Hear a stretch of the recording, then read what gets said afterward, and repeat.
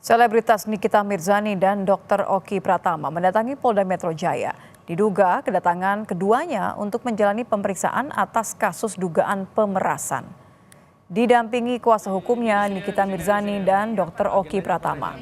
Tiba di gedung Ditreskrimum Polda Metro Jaya Kamis siang. Saat dikonfirmasi awak media, Nikita tak menjelaskan secara detail terkait kehadirannya ke Mapolda Metro Jaya.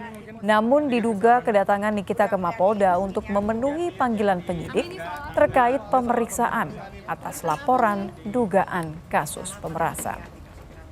Berarti siap kami hari ini, Mi? Mami boleh jangan didorong dong, Bang. Berita bagus, ada berita bagus. Apa tuh, Mi? Hari ini seperti apa, Mami, mungkin dikit kesiapannya?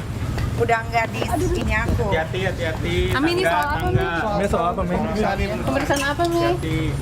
Berita apa nanti ya dikasih tahu. Berarti siap kami.